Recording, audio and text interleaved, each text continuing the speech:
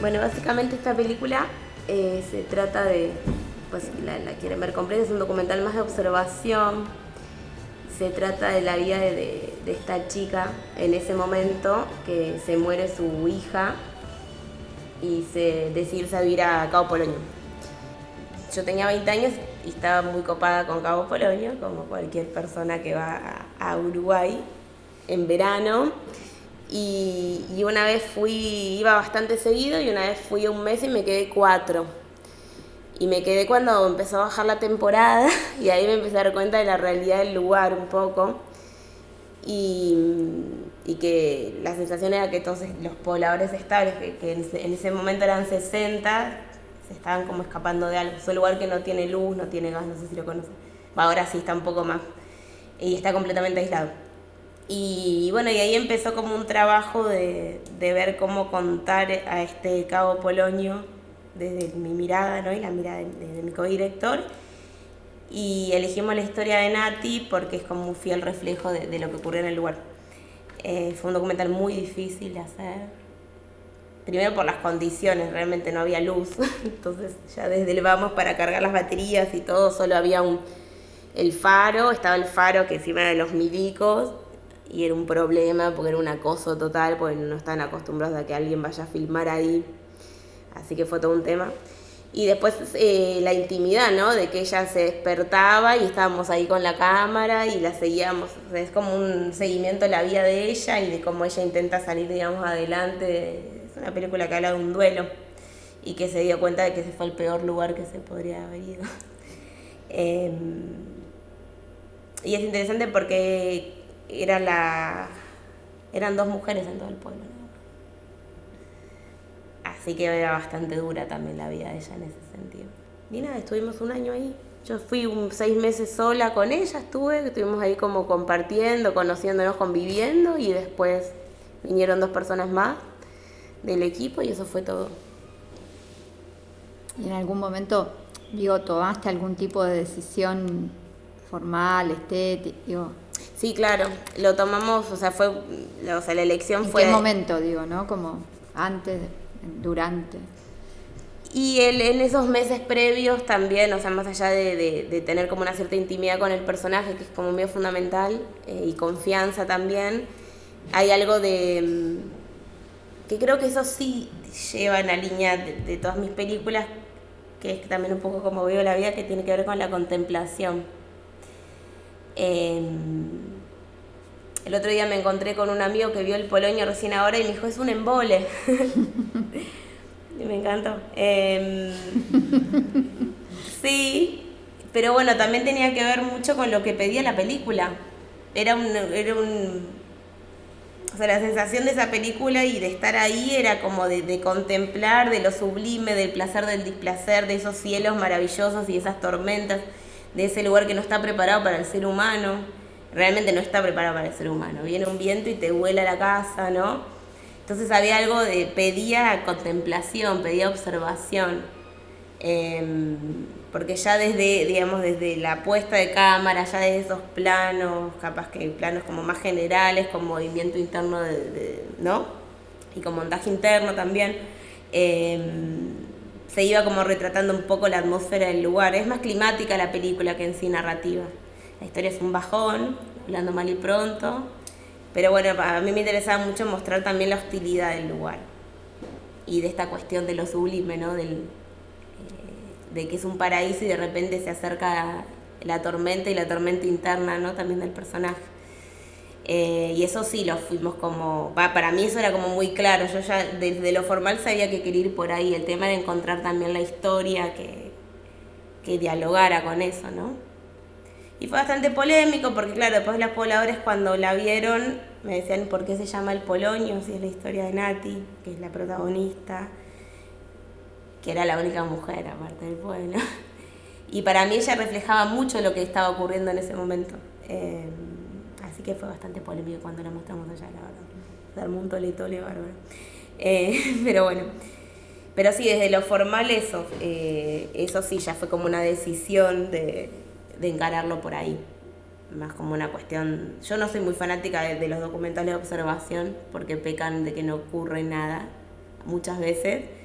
Pero en este caso me parece que lo ameritaba. Ahora no sé, soy otra persona también. Claro, obvio. Lo hice hace muchos años. Me parece que había algo, yo también te digo que cuando la vi, que vos me la pasaste hace poco, porque yo vi todas y no había visto el Polonio, y también al comienzo me parecía como abrumadora, tremenda, la quería dejar de ver, me la obligaba a seguir viéndola también.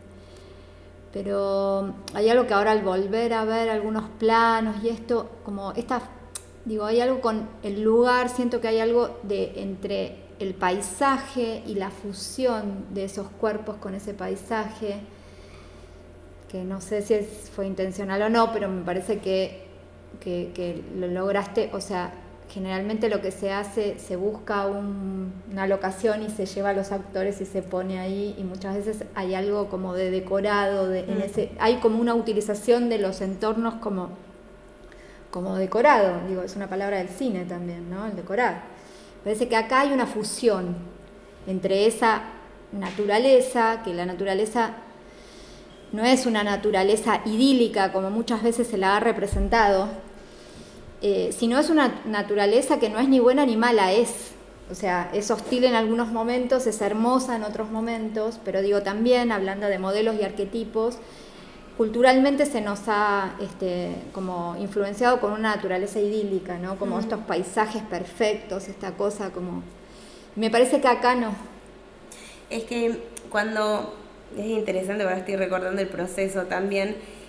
El Polonio también se llama el Polonio porque, o sea, la protagonista es la naturaleza, es el lugar. Y la realidad es que siendo un lugar donde solo viven 60 personas, que en realidad es una reserva natural y que no pueden vivir personas, que ahora ellos vendrían a ser como patrimonio cultural, ellos están fusionados con el lugar. Entonces, desde las fotos, de los encuadres, también se planteaba así. El protagonista es el lugar, y ella representa como a nivel humano la persona que vamos a encarar la relación. Y de hecho cuando armábamos el guión montaje, ¿no? Que en documental se termina de armar el montaje, una línea narrativa era la historia de ella y otra línea narrativa era la naturaleza. Y que iba pasando, digamos, en ese diálogo entre ella. Tal cual esa era la idea, como fusionar. Y creo que también por eso agobia. Claro, por momentos. Claro. Y lo pensaba ahora en relación a esto que charlábamos y mujer medicina. Sí. Esto parece una charla entre nosotros, pero entre nosotras, pero digo, de esa conexión de esa mujer medicina o de esa mujer o de esas mujeres. Sí, con el entorno, con la sede, con el lugar donde se van a sanar, ¿no? Y donde van a aprender. Sí. De hecho, mujer medicina sigue como más la línea en algún punto del Polonio, bastante diferente, pero eso de relación de ir a buscar sanación en la naturaleza también. Acá un poco más trash en el primer caso, digamos. No, pero digo, a mí me parece que está buenísimo, perdón que te interrumpa, sí. Pero que está buenísimo, digo, porque si no también de vuelta es como algo como revestido en chocolate, no sé, para entender, me parece que está buenísimo que sea trash, que ella se tome la Coca-Cola, digo, como las eso, pastillas que fumen, eso, que todo eso, pero y a la vez le está haciendo la caricia al perro, porque digo, nos acerca mucho más con algo mucho más naturalista que una construcción, no, más armada, bañada en chocolate, a eso me refiero, no sé si me están entendiendo lo que les digo, pero digo, como me parece que ahí hay algo, que eso lo hace súper potente. Sí, y ahí fue también un re laburo previo en un momento fue tremendo, yo me quería ir, estuve un año ahí, me sentía encerrada, me estaba volviendo loca, pero también fue muy importante el laburo previo o sea, no es una actriz, no es una persona, de conocernos, y que ella se pueda abrir de esa manera en la cámara también, ¿no? Y de la presencia de nosotros, pues ella está haciendo su vida cotidiana. Ese laburo fue bien bonito también, y no tanto, por momentos. Claro, fue una locura total, sí. Claro. Fue una locura total. Pero también eso se nota después en la cámara, la relación con las personas que querés filmar. Hay algo del documental que para mí que es medio, sobre todo de personas vivas, ¿no? Que es fundamental la relación con la persona. Y para mí es mucho más interesante que la ficción en ese punto, esa construcción de universo. que también tiene algo de ficcional, obvio. Sí, bueno, todo, ¿no? Ya el hecho de que esté la cámara, ella la va a modificar y desde los encuadres, desde todo, es completamente subjetivo. Pero sí podríamos decir que es más de un acompañamiento y que la fuimos armando, ella también proponiendo, bueno, esta es mi vida, cómo lo armamos, digamos, ¿no? Desde ahí. Sí, ya ahora digamos, qué es ficción y qué es documental, para mí no sé si es tanto una discusión. No. Ya está. Sí, ya está. Cuando terminamos el Polonio dije, no quiero trabajar con personas vivas, pero ya por una cuestión de que necesitaba otro tipo de proceso, porque el Polonio me había como dejado un poco cansada, por decirlo de alguna manera. Y ahí empecé a investigar acerca de las mujeres anarquistas de nuestro país, que esa fue como el primer acercamiento. Escribí una serie de televisión que no quedó en ningún lado, en el 2012, que recién la pude hacer y estrenar este año. Y ahí arranqué con la historia de América Scarfoy, Severino y Giovanni, que no sé si lo conocen, que son dos anarquistas. Severino fue el anarquista más, digamos, polémico y buscado por el Estado de Argentina y fue fusilado por pena de muerte en nuestro país, uno de los últimos, en 1931. Y bueno, y tienen una con América Scarfoy, que siempre fue conocida como la compañera de, digamos. Ellos protagonizaron una de las historias de amor como más polémicas y para mí más apasionantes de la historia de nuestro país. Que está basada más que nada en la vida de América y qué pasó con América después del fusilamiento de Severino. En la historia siempre se conocieron los hombres anarquistas, pero no las mujeres, que fueron, no sé si un montón, pero fueron muy potentes. Y seguramente hay muchas que ni sabemos cómo se llamaban. Exacto, porque no hay registro. Te digo que si hay algo que investigué en mi vida fue eso. Y se siguen apareciendo pequeños nombres. Hay toda una camada de investigadoras del CONICET que para mí son una genia, que son como las discípulas de Dora Barranco, que empezaron a encontrar recién ahora historias. Pero bueno, no hay documentos, porque como la historia siempre la contaron los hombres también, desde una mirada patriarcal. Con Los Ojos de América fue muy difícil encontrar algo de ella. Estaba el libro de Bayer, ¿no? Estaba el libro de Bayer, pero bueno, desde la mirada de Bayer también, ¿no? También aparece en la película y todos lo queremos mucho, pero bueno, es la mirada de Bayer. Uno de los grandes desafíos a la hora de la realización, justamente no había archivo de nada. Primero, o sea, el poco archivo que había, que tampoco era de Severino, era como, digamos, de las manifestaciones anarquistas de la época, de las mujeres no había absolutamente nada. Entonces el gran tema fue, bueno, cómo contamos, o sea, Bayer hizo un libro muy bonito sobre Severino, que se llama Severino y Giovanni, el idealista de la violencia, la historia de él, ¿no? Pero bueno, cómo, digamos, transpolar esa historia y esa historia de amor también a un lenguaje audiovisual.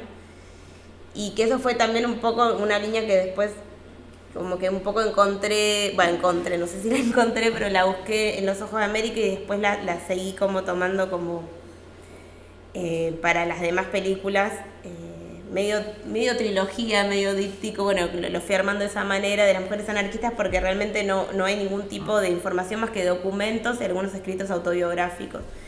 Entonces del audiovisual estaba todo por hacer. Y por eso también hay como ciertas reconstrucciones con un personaje femenino, con una actriz. La voz también, necesitábamos a alguien que ponga la propia voz de América también. Fue difícil encontrarlo, sinceramente, porque venía de un documental observacional que había sido también mi primer acercamiento a un largometraje en cine. Y encima para esta película tuvimos muy poco tiempo para hacerla, porque era un concurso, bueno, las cuestiones de producción. Y bueno, y ahí apareció esta forma, digamos. Y después, bueno, rescatar la historia de América, que bueno, ahora solo vimos un fragmentito más de la parte de la historia de amor, pero que es la vida de ella, ¿no? Y qué pasa con el anarquismo, con las mujeres anarquistas, qué es lo que propone también el anarquismo en relación a las mujeres. Se armaron debates muy interesantes. Mismo con Osvaldo, que bueno, que saben que nosotros queremos, nos falleció el año pasado, que queremos muchísimo y que nos encanta, digamos, su mirada, pero él siempre rescató a los hombres anarquistas, nunca investigó a las mujeres. Así que también fue todo un tema de discusión muy interesante, mismo con Osvaldo. Y bueno, entre América y Osvaldo que se pelearon también, toda una movida. Y nosotros basamos la investigación en unos audios de América, que encontramos 20 cassettes que no los podemos usar, la verdad que se escuchaban muy mal y no estaba bueno, de ella contando de viejita toda su historia. Muy interesante también. Así que usamos, digamos, con la actriz esos audios. Esos audios. Ah, no sabía eso. Claro. Claro, que fue un guión, digamos. Que eso te dio un hilo para poder armar algo, digamos. Hasta el último corte, antes de entregarlo, están los audios de América, pero la verdad que se escuchaba muy mal y perdía mucho. Y en realidad todas son construcciones ficcionales. Así que dijimos, bueno, mejor. Claro. Pusimos una América a los 15 años, que es el momento en que protagonizó, digamos, esta historia, en vez de que ella cuente, digamos, recordando. Pero está basado, sí, en todos esos audios. Muy interesante. Me acuerdo cuando habías venido la otra vez que habíamos hablado de toda esta decisión que vos habías tomado en relación a elegir una actriz y que esta actriz no se viera y todas las metáforas que construiste a partir de la imagen.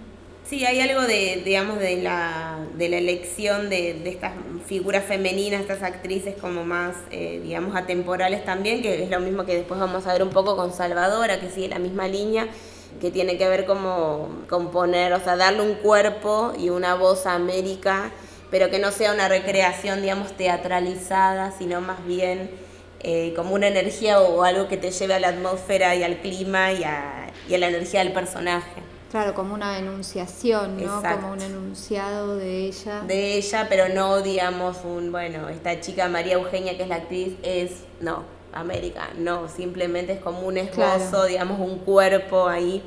Y lo mismo va a ocurrir con Salvador. Y también al estar, bueno, las dos están planteadas con Salvador también más desde un encierro, ¿no? Desde un mundo interno. Creo que tampoco hacía falta, digamos, visibilizar o teatralizar ciertas cuestiones. Son decisiones, ¿no? Claro, de ahí mi elección. Por eso digo, podría haber sido otra cosa. Exacto. Fue esto porque vos lo decidiste. Exactamente, de ahí los fueras de foco, de ahí los fueras de campo. Sí, todas estas metáforas que haces con todas estas imágenes hermosas del tigre y todo, digo, como la película tiene mucho de esto, las cartas, o sea, está llena de recursos visuales, formales, visuales, que le dan como, bueno, que completan la atmósfera, que le dan como una melodía, que hacen que entres en historia, que, no sé, que le dan una unidad incluso. Sí, de hecho siempre como la premisa, o sea, siempre antes de ponerme a filmar, a escribir, es como encontrar la génesis y el corazón, ¿no? Para mí, no sé si de las historias o de los relatos, aunque no sean muy narrativos, de bueno, esto que estoy haciendo, ¿qué quiero contar? ¿O qué quiero transmitir? Yo voy muy a lo sensible y lo sensitivo, no a lo sensible solamente. Y la verdad que con esta película me dio un poco de miedo al principio porque al no tener casi documentos, solo algunas fotos, de hecho no hay ninguna foto de América y Severino juntos, ¿no? Y estoy contando una historia de amor que no hay ni una foto juntos, es muy interesante también.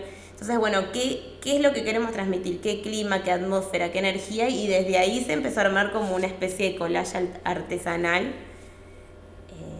de ir y volver a la isla de edición con la cámara. Parecíamos Capusotto por momentos filmando el primer plano del no sé qué, del ojo de no sé quién, ¿no? Todo muy así, decir a filmar. Por eso tampoco hay un plan de rodaje, digamos. Sino, bueno, ¿qué necesitamos? Algo que me transmita, bueno, vamos. Y lo del tigre fue bien interesante porque cómo darle cuerpo a Severino y fue a través del tigre. O sea, ese fue nuestro, digamos, personaje. La voz de Severino. No queríamos que aparezca, digamos, una figura porque lo importante para nosotros era ella. Así que todos esos recursos y este collage tienen que ver con eso que se quería transmitir. Y además todo un desafío, porque digo, si él es el que ha quedado mucho más inscripto en la historia, porque la historia siempre la escribió el orden hegemónico patriarcal, digo, todo un desafío, tampoco dejarlo de lado, porque digo, o sea, vos partiste contando de que eran una pareja, entonces digo, no dejarlo de lado, pero sí poner en valor a ella, digamos, me parece que ahí hay todo un desafío. Sí, era como rescatar la figura, ¿no? De ella, pero tampoco negar o sea, de la importancia de él. También es verdad que estamos hablando de 1920, ¿no? También como ubicarnos en ese tiempo. A nosotros lo que nos interesaba no era tanto rescatar a ella como un personaje anarcofeminista, que igual es un eufemismo porque en ese momento no existía, pero sí ella desde la cultura, digamos, fue una mujer muy perseguida porque no solo fusilaron a Severino, sino fusilaron a su hermano al día siguiente, que ese sí fue el último fusilado por pena de muerte en nuestro país. Entonces el apellido Escarfó, ellos se tuvieron que mudar 20.000 veces, toda la familia se separó, ella venía de una familia católica siciliana, o sea, imagínense que de repente la mitad de la familia son 6 hermanos, la mitad de la familia anarquista y la otra mitad católica. Y lo que fue para los padres que fusilen a su hijo, ¿no? Los militares, bueno. Y después de cómo ella siguió trabajando por el anarquismo a su forma, desde la cultura, no desde la militancia, digamos, de campo, ¿no? Decirlo de una manera.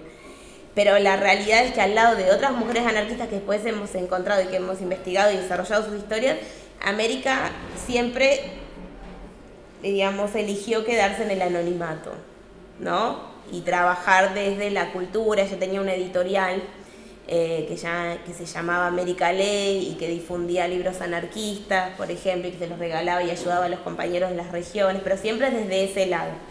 Y un poco rescatar la vida de ella también es contar, bueno, quién fue América después, qué pasó, ¿no? No solamente el vínculo y la historia de amor espectacular, digna de contar, sino también como, bueno, qué pasó ahí.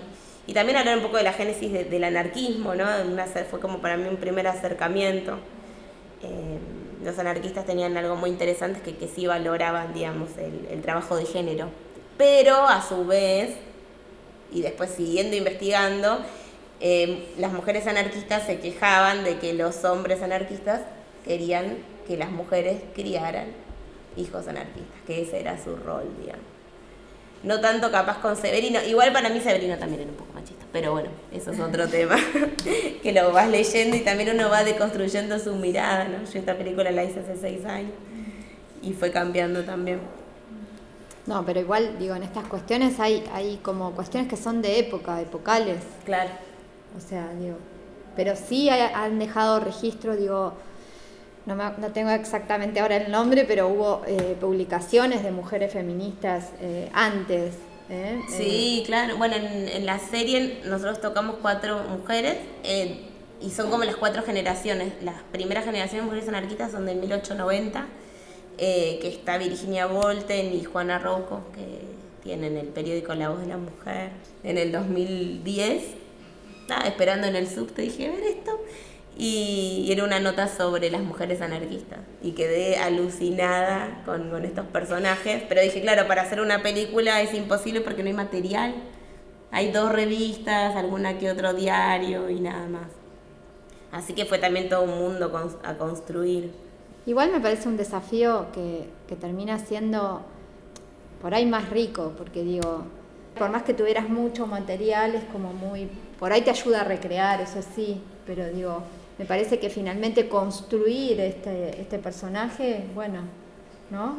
Como un desafío hermoso. Y también en realidad, más allá de que sea documental y todo, o sea, a mí lo que me pasa con cada tema que elijo, primero pienso por qué lo elijo yo, en profundidad, ¿no? Más allá de la cuestión epocal o social, o esta historia precisa ser contada, lo que fuera, ¿qué me toca a mí? Y siempre me interesa construir, que por eso es completamente subjetivo, desde una mirada más íntima. Y ahí es imaginarme que estaba pensando una piba a los 15 años, a los 17, que la meten presa y fusilan al hermano, ¿no? O sea, tan simple como eso y tan profundo como eso. Entonces hay una mirada como más íntima, porque también, y más en el anarquismo, lo íntimo y lo personal dialoga mucho con lo político. Y hay porque algo lo personal es político. Porque lo personal es político. Ahí está. Y en el anarquismo en particular hay algo muy del ser consecuente, ¿no? Desde lo personal. Ser coherente entre un hacer y un pensar, ¿no? Exacto. Entre las ideas y las acciones. Bueno, y el hecho de elegir ser realizadora integral tiene que ver con lo mismo.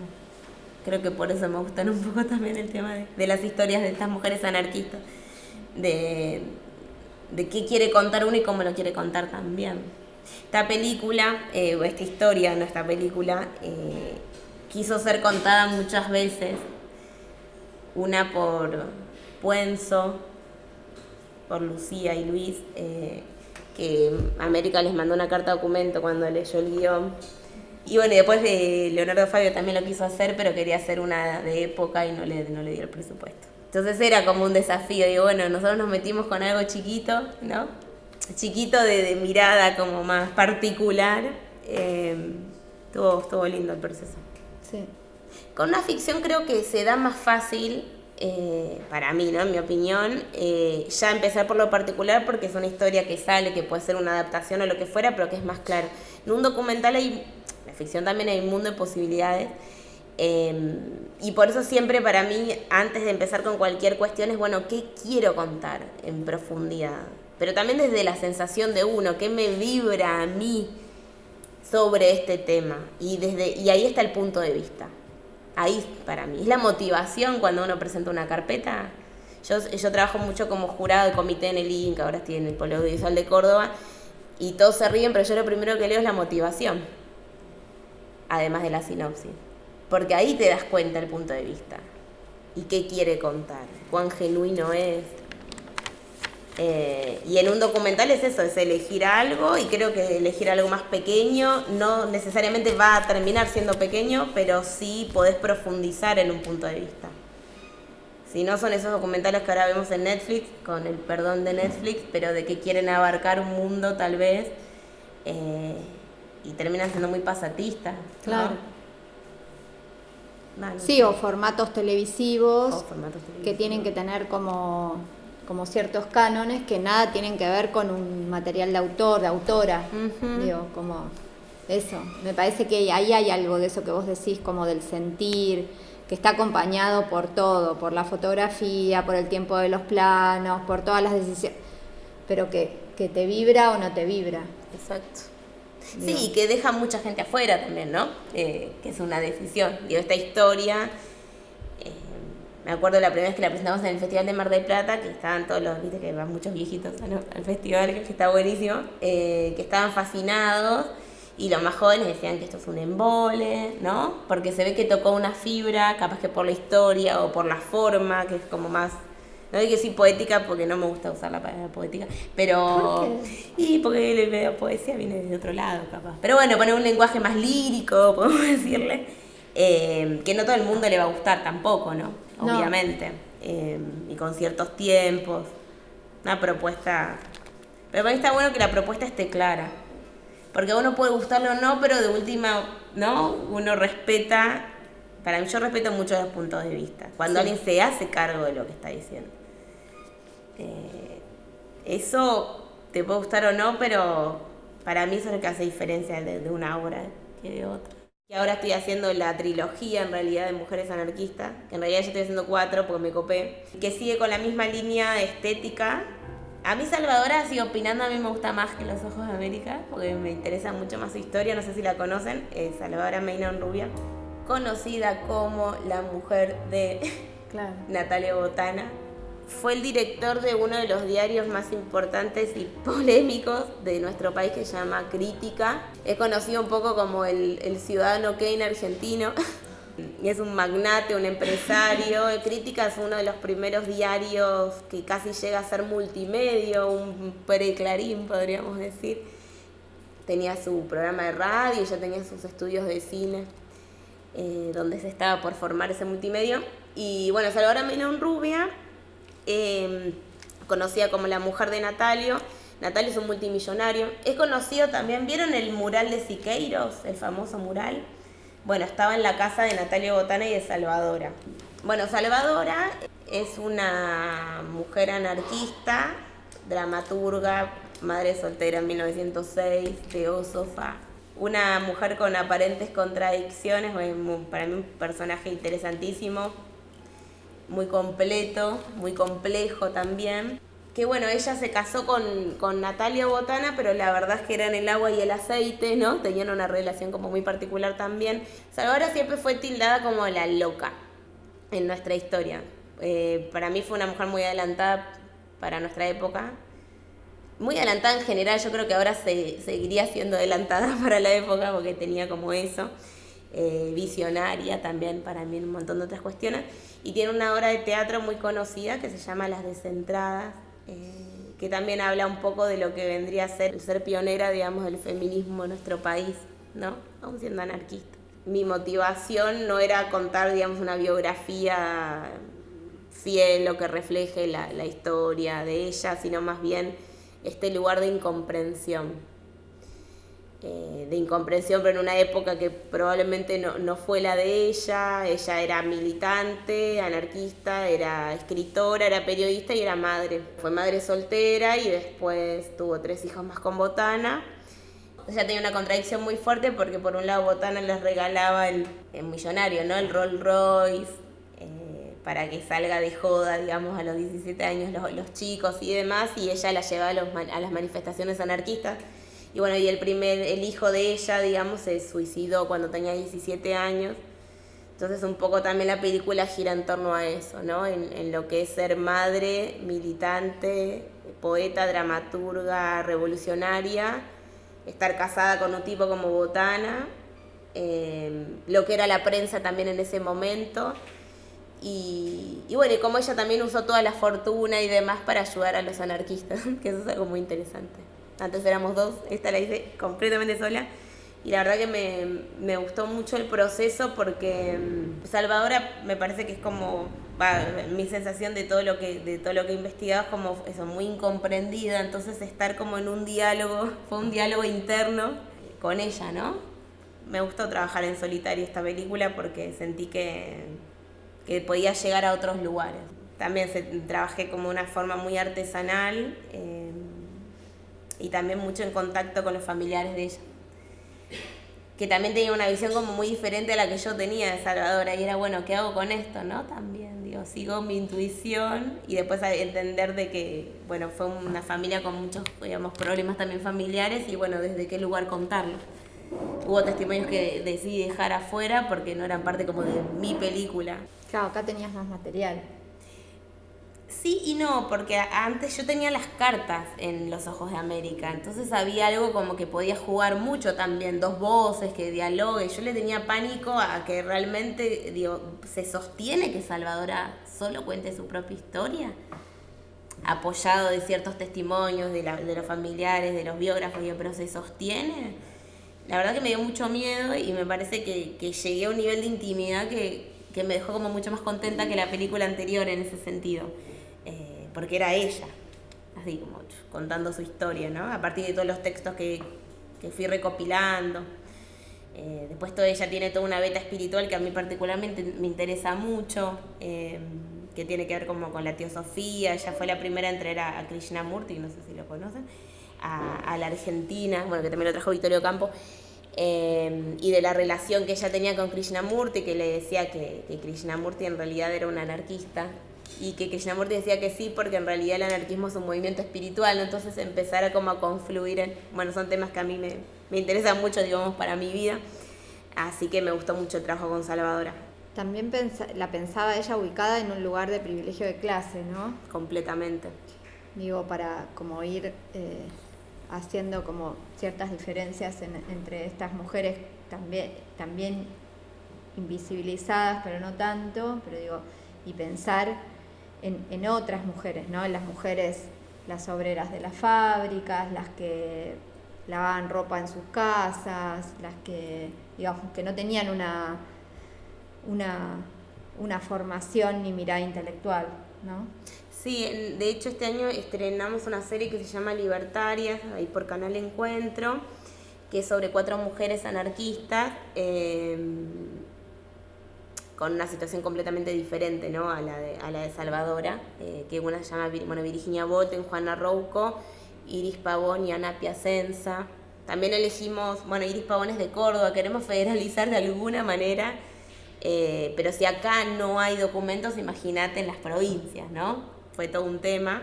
Pero sí, que son mujeres, digamos, estas generaciones de mujeres anarcofeministas, digamos, bien diferente la realidad también. Y también bien diferente el tipo de documentación. De hecho, era escaso o nulo. O sea, de Virginia teníamos 2 fotos, ¿no? 3 diarios donde ella de sus testimonios, y después muy buena voluntad de las biógrafas intentando recopilar, y eso fue todo. Con Juana lo mismo. Bueno, Juana dejó una autobiografía que hizo en 1964, que es bien rica, digamos, porque ahí cuenta toda su historia desde su mirada. Claro. Las autobiografías son alucinantes porque uno cuenta lo que quiere contar, ¿no? Obvio. Lo que quiere mostrar de uno mismo. Y es un poco como cuando nos ponemos a realizar. Exacto, así que es muy interesante, es muy divertido también ver cómo. Pero la verdad que sí, son desafíos porque no hay nada. No solo no hay nada, sino también imaginarse, digo, bueno, Salvador, bueno, incomprendida, pero me imagino una mujer con 8 hijos en la fábrica, haciendo un periódico que diga ni Dios, ni patrón, ni marido. Para mí fue una cosa alucinante, como, ¿no? Una fuerza que no sé de dónde salió, pero son historias para mí muy ricas, sobre todo de rescatar, como se pueda, pero de rescatar de alguna forma, ¿no? Y de reconstruir, ¿no? Y de reconstruir. Porque sí. me parece que hay algo que en esta reconstrucción que vos hacés, que le terminás dando vida, como que termina teniendo como una respiración ese personaje, se termina sintiendo esa respiración por todos los recursos formales y por las decisiones que vas tomando, ¿no? Qué sé yo, no sé. Sí, parte de ese tal proceso. Cual. Sí, es como traerlas, ¿no? Traerlas de nuevo, respetarlas, darle un lugar que nunca tuvieron en algún punto también. Claro, yo te lo decía esto porque pensaba, como cuando dijimos, volver a referirme en esto de que lo personal es político, pero digo, poner en relevancia este confinamiento que durante siglos se les asignó a las mujeres el lugar del hogar. Claro. ¿No? Y entonces ahí la invisibilización fue mayor, digamos, porque me parece que estas mujeres que salen por su condición, terminan teniendo un rol protagónico, ponele por el costado, pero terminan teniendo algún rol, terminan teniendo alguna visibilidad porque ellas empiezan a ocupar espacios públicos. Exactamente. Digo, las mujeres que quedaron en los ámbitos privados, bueno, han quedado ahí, es como todo más complicado, ¿no? Y la mayoría obligadas, o muchas obligadas a eso. Sí, y también, o sea, como investigando, realmente da la sensación de que uno puede rescatar 3, 4 personajes, que los de estas mujeres que elegimos de las series y demás, porque capaz que resonaron sus nombres, o porque llamaban la atención porque en 1901 daban un discurso en medio de una manifestación, entonces un periodista, burlándolas porque eran mujeres, las nombra, entonces ahí los investigadores empiezan a desilvanar, pero la realidad es que deben haber habido millones, realmente millones, y que es una pena es una pena y también es parte del sistema de construir, ¿no? Todavía. Pero creo que empezar a rescatar por lo menos las pequeñas que fueron nombradas, ir siguiendo esos pasos ya es un montón, para ver realmente qué ocurría en esa época. Y a mí siempre intento encontrar una mirada más íntima, porque me imagino siempre, cada vez que me encuentro con un personaje así, 1901, 8 hijos, ¿cuándo escribía este periódico? O sea, ¿no? Como para mí me parece una locura espectacular, ¿no? Pero bueno, por eso siempre elijo intentar transmitir una mirada más íntima también, para rescatar realmente a ese personaje y reconstruirlo, no solo porque dio 2 discursos, ¿no? Como contextualizarlos. Es importante el contexto también. Y la época. Absolutamente. Sí. Igual siempre estamos mirando con nuestra mirada del presente, o sea, y es la reconstrucción que vas a hacer vos en el presente. Eso es inevitable, o sea, no podemos ponernos en ese, o sea, es como muy difícil. Exacto. Pero bueno, pero no deja de ser. Y por eso necesario. también tiene datos históricos, ¿no? Todo eso no es de relleno, sino es como, cómo dialogan estas historias en esos momentos, ¿no? También. Bueno, Mujer Medicina. Esto voy a contar algo medio personal, lo que me pasó con esta película. Sí, queremos eso. Vos sabés que ahora empieza todo, el estreno es el 7 de noviembre. Voy a hacer una catarsis en Fury. Y Por favor. sí, pues me estresa. Y es un tema porque este tipo de películas en algún punto las tres hablan de una tragedia. Y lo que me pasó después de Salvadora, que aparte me metí tanto a trabajar con el personaje que en un momento me empezó a hacer mal, hablando mal y pronto. Porque son historias muy duras también. En Cabo Polonio, estar ahí un año, que se murió la beba y compartir, ¿no? Bueno, con Los Ojos de América también, viste, el dolor de América y qué pasó después. Bueno, siempre como trabajando también con Marina, que era una amiga de América, que también cómo fueron perseguidos los anarquistas.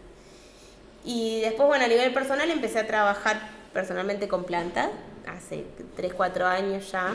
Ya con Salvadora, toda mi parte como más espiritual, no sabía cómo plasmarla también en las películas.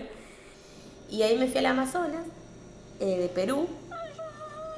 Fui a lo que se llama dietar. A mí me gusta mucho involucrarme, ¿no? Personalmente con las historias que voy a contar. No iba a contar mi historia. Todos me decían, contá vos tu proceso. Y yo, no, ¿a quién le importa mi proceso? A mí no me... ¿no? Como Tal esa cual. cosa narcisista de hoy día que no daña para... No. Bueno, genial. Mujer Medicina habla sobre un proceso de sanación con plantas maestras. Y todas las películas, que hay bastantes poquitas, pero que están relacionadas con el tema, es el yankee que va, ¿no? Porque tuvo un problema existencial. Hay una en Netflix que se llama El chamán. El último chamán. El último The Last chamán. Sí. Que es interesante también, Sí. digo, ¿no? Es un pibe que tiene un problema y va, bueno. Yo no tenía tantos problemas, sinceramente, como para meterme adelante de cámara y tampoco me interesaba. Bueno, pero me interesaba mucho como, digamos, toda esta cosmovisión y sobre todo lo que me pasó cuando fui, fue la primera vez que escribí un proyecto porque también, bueno, todo el lío con el Instituto de Cine y necesitaba buscar financiamiento, lo escribí antes de viajar. Entonces fue como todos testimonios de terceros y dije, bueno, vamos a ver qué pasa con esto, pues a mí mucho así no me gusta. Y al toque que entregué la carpeta me fui igual, yo ni sabía si había salido o no el subsidio, dije, bueno, ahora me mando. Y lo que me pasó es que la primer visión que tuve fue como más etnográfica, si se quiere. Etnográfica en el sentido de, bueno, fui a un pueblo shipibo, que son los que están... Son los guardianes de la planta maestra de la ayahuasca, que no sé si la conocen, que viven cerca de Pucallpa, bueno, una ciudad del Amazonas en Perú.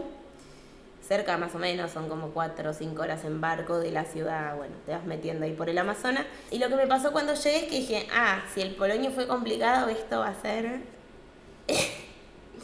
Parte de la época de lluvias, no, fue un delirio. Y me mandé ahí solita, con mi mochilita. Pero escúchame, vos ya te ibas a grabar. Te fuiste con equipo Yo me para fui a grabar. investigar con la cámara. Es un riesgo. Claro, no me fui con equipo de sonido, solo con un microfonito. Me fui a investigar. Yo ya había presentado el proyecto al Inca, o sea, estaba en el horno, pero no sabía salir, y dije, bueno, voy y veo. Y claro, después me encontré con una comunidad que dije, yo para poder hacer algo un poco más interesante me tengo que quedar a vivir acá 8 años. Y no era la idea. Y tampoco, como que me sinceré también con que, bueno, qué es lo que yo quiero contar. Y en realidad me parecía muy interesante cómo los occidentales nos acercábamos a estas prácticas de forma alternativa. Cómo estas prácticas volvieron como a abrirse en algún punto al mundo, aunque ahora creo que se están volviendo a replegar de nuevo. ¿Y qué pasaba ahí con eso, no? No tanto cómo vive un chamán. El chamán se despierta, se lava los dientes, como que dije, no quiero esto. Que en un primer acercamiento dije, qué alucinante contar esto, ¿no? Pero la realidad también me encontré con, si bien es una cosmovisión completamente diferente, la realidad es que el sistema occidental entra, ¿no? En todos lados. Y también toda mi idealización del Amazonas fue bien diferente también cuando llegué. Así que decidí ir por un personaje occidental que es Fedra, que ahora después les reparto unas postalcitas, que es la protagonista, que ella trabaja como mujer medicina aquí en Argentina y bueno, y en otros países de Sudamérica, trabaja con plantas, sanación tanto física como, digamos, espiritual Y bueno, así que fui 2 veces sola, primero para cerciorarme que ese era el camino y no otro. Yo tenía la idea que quería ir, bueno, estaba buscando una chamana mujer, que de hecho la conocí, conviví con ella 1 mes y medio. Pero después me di cuenta de que teníamos la mejor relación y todo, y en un momento ella no sabía si quería que la filmen. Y yo estaba ahí como esperando, y en un momento me di cuenta que yo no quería. Tuvimos una relación como muy histérica, muy interesante. Bueno, pero eso es parte también de los acercamientos del documental y las investigaciones, ¿no? Como de... Pero me di cuenta de que iba a ser muy complicado y que iba a tener como en algún punto una barrera. Y que sentía que iba a terminar siendo un documental etnográfico, como más de observación, pero de que no iba a llegar para mí al corazón de nada. Entonces decidí cambiar de rumbo. Y bueno, y Mujer Medicina es una película, podríamos decir, no es tan narrativa, es más bien sensitiva. Justo el día antes de salir de rodaje se murió el padre de la protagonista, así que también es una película que habla de un duelo. Esas son las magias del documental que te llevan al devenir a lugares insospechados. Pero que no es una casualidad. No, claro que no. Que tenía que suceder. Tal cual, tal cual. Y por eso yo siempre decido hacer documental, porque me parece alucinante cómo también la vida te va llevando a contar lo que tenés que contar, ¿no? La verdad, yo viajé 2 veces, estuve mucho tiempo previo también, fue complicadísimo, aparte me mandé sola al Amazonas, kamikaze total, fue un delirio, sinceramente ahora lo pienso, y creo que fue una de las películas que más pasé por el cuerpo. Porque vas a dietar y te dan como un té, estás 15 días encerrado en una cabaña, haces ceremonias, un día por medio, después a los 15 días recién podés salir y tener contacto con otros seres humanos. Bueno, fui pasando por un montón de experiencias, por decirlo de alguna manera.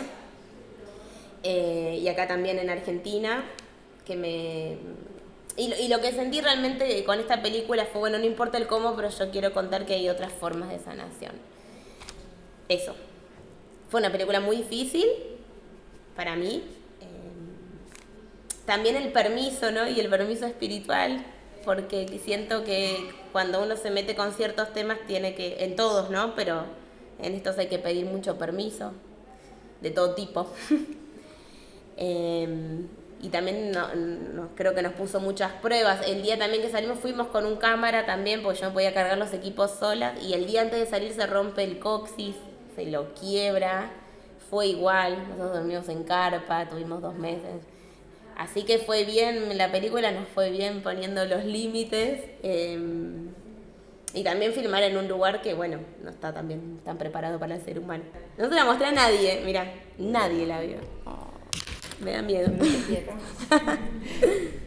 Yo te quiero preguntar en relación a cuestiones como cuando vos decidís, cuestiones más técnicas, y me parece que todo este viaje espiritual es como muy difícil de transferir acá, la clase, esta distancia. A la película también. No, bueno, por eso. Entonces, digo, para meterme en el tema que vos planteaste de otras sanaciones, que la verdad que yo nunca hice viaje con plantas, pero sí conozco gente que también ha dirigido viaje con plantas, pero me parece que es un tema muy amplio y que no lo vamos a poder desarrollar acá en un ratito, y que sí me parece importante que ustedes se lleven como, bueno, ¿qué será esto? Y que cada uno, si tiene ganas, como que haga su camino. Me parece que es como casi intransferible. Completamente. Y en esto de lo casi intransferible también me parece muy complicado la traducción a una pieza audiovisual. Entonces ahí te quiero preguntar por esas decisiones que vos tomaste, que vos sabés, que vos tomaste a la hora de decir, bueno, voy a rodar, me llevo esta cámara, digo, como esas cosas, digo, como la iluminación, digo... Sí, fue un tema, y ahora obviamente cometí 80.700 errores, ¿no? De mucho aprendizaje, muy agradecida a esos errores también. El trabajo previo de ir y de dietar y de estar ahí también claramente tenía que ver con, bueno, cómo filmo esto, básicamente, cómo encaro esto desde lo técnico y desde lo narrativo. Fuimos 3 personas. Fuimos con una cámara que ahí tuve como una discusión con el productor. La verdad que el 50% de la película, de lo que quedó en montaje, la filmé después en el patio de mi casa, estoy hablando mal y pronto, pero es genial también porque fuimos con una cámara, con una EOS, la C300, la de video, la Canon, que yo la odié porque es compleja de manejar para mí y porque es un cacho de cámara, hablando mal y pronto, y estábamos en una comunidad. Esto del pedacito que les mostré, no se pueden filmar las ceremonias, nos dieron el permiso, pero todo como eso, como mucha humildad, respeto, cuidado. Entonces de repente estábamos en tremenda cámara y era también un delirio, pero bueno, eso fue decisión del productor que no viajó, claro. ¿No? Esas cuestiones que también están buenas para tener en cuenta. Y después yo fui con mi cámara también, aparte, ¿no? Y iba como robando ahí planos. Bueno, luz natural, obviamente. Llevamos ahí como unos LEDs que nunca usamos y los cargamos y bien pesados estaban. También porque estamos hablando, o sea, más allá de las cuestiones de producción, porque estamos hablando como de... Estamos en medio de la naturaleza, es un lugar que casi no tiene luz artificial, no tenía sentido hacer una apuesta, para mí. La apuesta era naturalista también. Y lo que sí, yo sabía, que por eso lo filmé después, que todavía en ese momento que vieron la peli no se empezó a volver como loca, pero que yo quería hacer planos que fueran como más oníricos. Y también un gran desafío de, bueno, cómo eso, transpolar todas estas experiencias a un lenguaje audiovisual. Me enredé mucho con esta película, más que con cualquiera, porque era muy difícil transmitir eso. Y también, por otro lado, no hacer como una especie de voladura de cabeza, ¿no? Como si esto fuera una droga o algo que me lleva a tener unas alucinaciones, porque no, para mí no ese es el concepto de las plantas. Entonces, de cómo fue un equilibrio desde la apuesta, qué quiero transmitir, más desde lo sensitivo también. Los primeros cortes, que nunca se los voy a mostrar a nadie, son un delirio, porque tenía que probar también, ¿no? Con ciertas imágenes, ciertas cuestiones. Después deseché, dije, no, esto es cualquiera, pero bueno, hay que probarlo también. Y sí, la decisión también de trabajar de una forma como artesanal, en esas secuencias de montaje, digamos, ¿no? Que ahora aparecen unas lucecitas y después de a poco como que te vas metiendo más en el universo. Desde lo sonoro fue muy importante también la construcción. Cuando uno toma plantas, la sensación de, digamos, lo sonoro se agudiza mucho. Entonces, cómo de alguna manera transmitir, cómo entrar en ese viaje, ¿no? Entonces, no solo desde lo visual, sino también con los cantos. Los cantos son los ícaros, que los cantan los chamanes, los curanderos para sanar en la ceremonia. Son cantos que bajan en el momento, entonces fueron grabados en el momento. Me da risa porque en YouTube me dicen, ¿qué canción copada? ¿Cuál es? Y no, es un ícaro, como esos son cantos, ¿viste? Como re interesante también. Así que fue como un diálogo entre lo visual y lo sonoro muy importante. Desde los encuadres y demás, bueno, es un relato también bastante íntimo, siempre está como la voz de ella, la voy siguiendo a ella y lo que a ella le va ocurriendo, ceremonia tras ceremonia. Después de la película hay toda otra parte que fue un desafío, que es en la ceja de la selva, que es en la montaña, donde se hace una práctica que se llama la búsqueda de visión, que son 4 días de ayuno, sin comer ni tomar nada, de ella sentada bajo un árbol, que tampoco se podía filmar, entonces nos dijeron, bueno, filmen, pero como una distancia, entonces parecíamos National Geographic intentando encontrarla, y ella sentadita ahí. Y después me basé mucho en lo visual a partir de los relatos previos de ella y posteriores para la construcción. Mucho de montaje, te diré. Casi todo, ¿no? Como que en el momento, bueno, filmemos con estos encuadres, estas cuestiones, pero en el montaje, bueno, como siempre, el montaje para mí es un poco la magia también. Pero esa fue como la decisión más estética y así. Después sí, en un momento como a nivel, digamos, narrativo también, toda la parte de la montaña había muchos más buscadores, había que tener mucho cuidado. Y ahí sí fue extremo porque estábamos en carpa, sin baño, sin nada, 3 semanas. El equipo casi me mata, nos matamos. Fue muy extremo el rodaje también.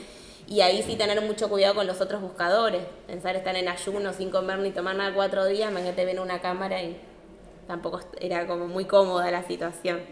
Están los que se siembran, se les dice que eran 50 personas o 40, y los que estaban abajo de apoyo, que toda esa parte no la mostré, que es la segunda parte de la película, que eran otros 20, 30. Nosotros estábamos claro, con el campamento de apoyo. Pero bueno, era como subir a filmar la Fedra y de repente no puedes ni siquiera mirar a los ojos a los otros buscadores. De hecho, cuando bajó Fedra yo no la pude filmar. En el momento en que bajó no me lo permitieron, digamos. Que es lógico también. O sea, una parte de mí decía, no, la quiero filmar, la necesito para la película, y otra parte, no, claro, le enchufás una cámara después de semejante proceso, ¿no? También. Así que como ir midiendo mis ganas, mis decisiones estéticas con lo que se podía. También, ¿no? Fue como una mezcla de todo eso, en este caso particular. Muy poco, por eso el control fue más después en montaje. Entonces finalmente, a pesar de que trabajaste con un personaje que está vivo, tuviste que después hacer toda una traducción y reconstrucción, digamos. Completa, porque era su mundo interno, que fue muy dificilísimo. Yo estuve mucho tiempo en montaje y me agarraba la cabeza y decía, ¿en qué me metí? Es muy complicado. Porque si bien es una historia, digamos, grandilocuente, como puede ser la de claro, el Last Chamán, de un chico que tiene problemas y va y se cura, yo creo que mi objetivo era bastante ambicioso, por decirlo de alguna forma. Y bueno, no sé, ahí quedó lo que quedó, ya vamos a ver en el estreno. Pero estoy contenta igual porque creo que cada película o cada obra o cada, no sé, como queremos llamarlo, nos transforma, ¿no? Si no, no sé para qué lo hacemos. Con lo difícil que es, ¿no? Obvio. Y esta película realmente la pasé mucho ahí por el cuerpo y el espíritu. Así que fue bien, son experiencias muy interesantes también. Que exceden la película, ¿no? Claro. Pero ¿cómo no va a ser ambiciosa si generan procesos de transformación? Digo, si no, bueno, es sí, otro tipo de forma de audiovisual, que hay muchos otros. Pero sí, digo, también era una de las razones que yo quería que vos vinieras acá a contarles a los estudiantes que ya son realizadores audiovisuales y que ya cada uno tiene su proyecto y también su cuerpo de material, y que me parece que digo, vos sos como un personaje muy, muy, muy hermoso, pero muy al límite, que digo, en este sentido, digo, que me parece sumamente interesante presentar acá, en este ámbito, que bueno, que se presentan muchos modelos, muchas formas, y bueno, y esta me parece, yo es la que más adhiero, pero bueno, pero eso no importa. Y que me parece que acá en Mujer Medicina llegaste a un lugar que bueno, que tenías que pasar por las otras y que llegaste acá y que bueno. Sí, que de acá en adelante, ¿no? También. Bueno, dicen que el número 4 es la cuarta película y que el número 4 también es la estabilización de una forma, ¿no? Ah, mira. Sí, así como en... Claro. Y es tal cual. Quería ver de qué manera vos encarabas esto de la toma de plantas, de la sanación por este tipo de medicinas. Digo, porque hay material, hay otros materiales, pero quería ver cuál era tu mirada. Me interesaba mucho tu mirada después de todo tu recorrido y de haber visto todas tus otras películas. Está bueno, cuando yo se lo mostré a la protagonista, tuvimos ahí, a la primera persona que se la mostré fue a ella, y nos miramos y decía, claro, no es sobre plantas, sí y no, es sobre un proceso de transformación, un posible proceso ¿no? Que es con las plantas como puede ser con otra cuestión. Y me parece que también fue una decisión, tampoco me quería meter en esto que hablamos de una cierta distancia por lo etnográfico, que lo súper respeto, pero no sé si es mi mirada, no me identifico tanto, no me siento tan cómoda trabajando así. Y bueno, después para mí la película se pone un poquito más interesante también desde lo formal, que es bien sensitiva. Y el sonido para mí fue la clave, que yo ya sabía cuando estaba montando yo acá, el sonido siempre es el 50%, pero a veces en nuestra cultura tan visual no lo tenemos en cuenta. Claro. Y ayudó mucho. Y también una mirada como que intenté, digamos, ser humilde desde mi lado occidental, ¿no? Porque yo a veces me pregunto, bueno, ¿quién es uno para contar estas historias? Digo, para mí hay que ser muy claro del punto de vista, porque si no es abarcar un universo que no sé cuánto se puede abarcar. o cuánto nos corresponde abarcar también. No, igual en ese sentido pienso que todos podemos contar las historias que queremos. Está bueno hacerse esa pregunta, que si se quiere es una pregunta ética, o sea... Claro, tal cual. Yo la cuento, pero no desde el lugar de Dios que lo ve todo por arriba, sino la cuento desde mi presente, desde mi experiencia, desde mi condición, desde mi lugar de... Bueno, tal cual. Y eso es una construcción de mirada propia. De eso se trata la construcción de una mirada propia, me parece. Y es lo más rico que para mí puede tener una película, la mirada propia. Exacto. Porque todo lo demás, creo yo, se construye desde lo ¿no? Como... Pero la mirada propia, podés no saber agarrar una cámara, que si tienes mirada propia te aseguro que va. De alguna manera. Y sincera, ¿no? También, eso. Claro. Cuando planteamos, digamos, desde el esquema de producción esta película, mi coproductor me dijo, anda con alguien porque te estás... Digo, hay que cargar los equipos, digo, anda, no vayas sola con un solista, anda con un cámara. Y a mí lo que me pasó un poco es que como... Toda la parte más de observación de registro directo en la selva estaba filmada, pero me faltaba todo lo sensitivo, ¿no? Y todo esto que quería transmitir, digamos, desde este mundo interno. Entonces, cuando hice el primer corte de la película, me quedó un documental completamente de observación que no conducía a ningún sitio. Yo lo veía y, ¿viste? Cuando no te pasa por el cuerpo, decís, pero no transmite, no me llega, no me cuenta. Entonces luego de varias crisis y de feedback con algún que otro colega que no entendía nada del tema y me decía, che, no, todo esto que me contás que vos viviste no se ve reflejado. Y ahí dije, claro, me tengo que ir más por lo íntimo y por lo sensitivo. Y ahí fue empezar a construir ese universo, digamos, ciertas secuencias de montaje, de las ceremonias o mismo en la selva, con los cantos, con los ícaros y demás, y empezar desde ahí a construir. Entonces de repente, no sé, necesitaba bichos con planos macros de bichitos, ¿no? Y era muy gracioso porque aparte yo no quería encerrar a ningún bichito, entonces era como ir pescando y se me movían y así, ¿entendés? Fue buscar ese tipo de cuestiones, ese tipo de imágenes, y también con la protagonista, algunos primeros planos que en su momento, claro, ya estaba en un proceso tan fuerte que yo no me podía acercar con la cámara y decirle, bueno, ahora te voy a filmar el ojo, y ella la verdad que me sacaba carpiendo porque estaba muy movilizada, y había como que equilibrar eso. Entonces eso lo hice a posteriori. Y me gusta mucho ir y volver en la isla de edición. Eso es algo que sé que es complejo, porque si lo filmás todo en la selva no puedes volver al Amazonas a filmar, pero por lo menos a mí me gusta trabajar con planos más detalle, ¿viste? Que te llevan a ciertos estados, y eso sí lo hice todo a posteriori.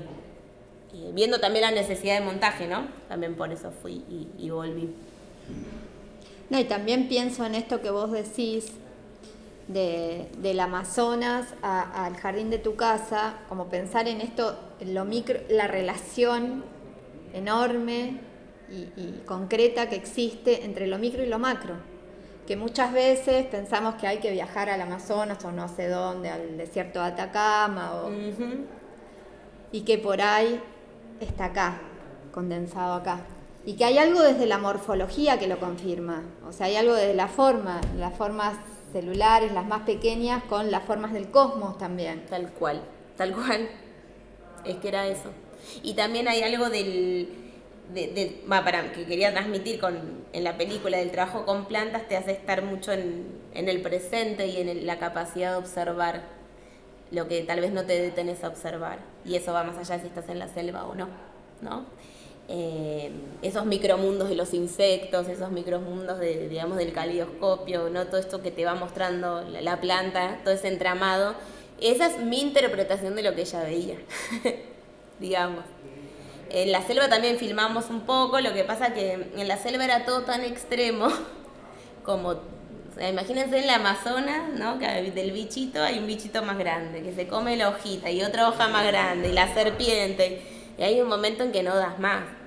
Y a la noche no salíamos porque no se podía salir porque los bichos Entonces muchas cuestiones, dije, esto me lo dejo para después, con mayor tranquilidad en mi casita. Y porque también tiene que ver con una cuestión de observar que va más allá del lugar en el que estés, ¿no? También. de la naturaleza en sí, en mi caso, que era lo que quería transmitir. Así que esto que decís vos está buenísimo, sí. Pero bueno, sé que no es un esquema de producción muy típico, tal vez, pero me parece que está bueno, y vuelvo a lo del principio, de adaptar las formas de producción a las necesidades de las películas también, y no al revés. No te voy a hacer profundizar porque me quedo más rico con todo lo que hablar de tu producción hoy que te tenemos acá, haber hablado de todo lo que vos produjiste es enorme, es una retrospectiva hermosa, poderosa, transformadora, propia, muy propia. Adhiero con eso que vos decís. Hay una verdadera intención, ¿no? Bueno, gracias. No, gracias a vos.